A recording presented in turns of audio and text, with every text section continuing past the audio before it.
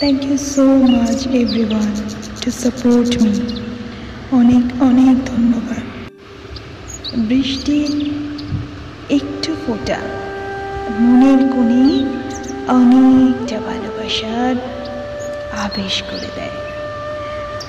অত্যন্ত গরমে যখন মন আশপাশ করছে, তখন হঠাৎ দমকা হাওয়ায় মনের মাঝের যত আকুলতা, যত উষ্ণ অনুভূতি সব যেন দূরীভূত করে এক শীতল অনুভূতিতে পরিণত করা। মনের মাঝে যত বিষাদ সেগুলো দূর করে নতুন করে একটা স্বপ্নের রাজ্যের সৃষ্টি করা।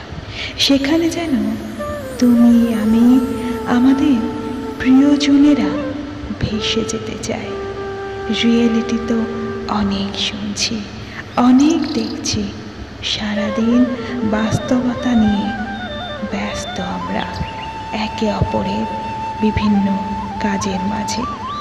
তারই মাঝে মনটাও টানা মেলে উড়ে যেতে চায় এক পশলা বৃষ্টিতে, যে বৃষ্টি অন্যের ক্ষতি না করে মনের মাঝের মাধুর্যকে তুলে ধরে, শীতল করে উষ্ণ অনুভূতিকে, আকুতি জানায় সেই চাতকের মতো মন যখন চায় তোমাকে, তোমাকে। প্রিয় মানুষটার কাছে আসা, তার অনুভূতি, তার স্পর্শ অন্যরকম, তার আলিঙ্গন অন্যরকম। আর এই আলিঙ্গনে জড়াতে তুমি আমি সবাই চাই, তাই না?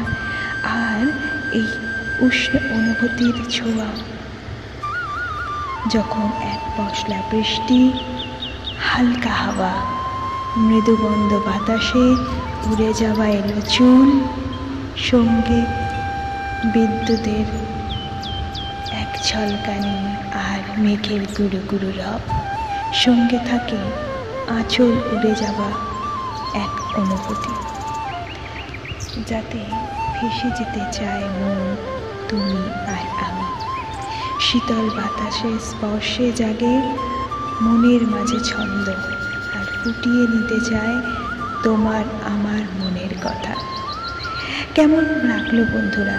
আমার একটা কবিতা চ্যানেলও আছে, যদিও সময় হচ্ছে না তাই আপলোড করতে পারছি না। ডাইরেক্ট বললাম, মনের কিছু অনুভূতি তোমার আমার মিশে এক হয়ে গেল আজ বৃষ্টির ঝলকানিতে। টাটা, ভালো থাকবে, ভালো লাগবে লাইক, সাবস্ক্রাইব অ্যান্ড শেয়ার করতে প্লিজ ভুলো না।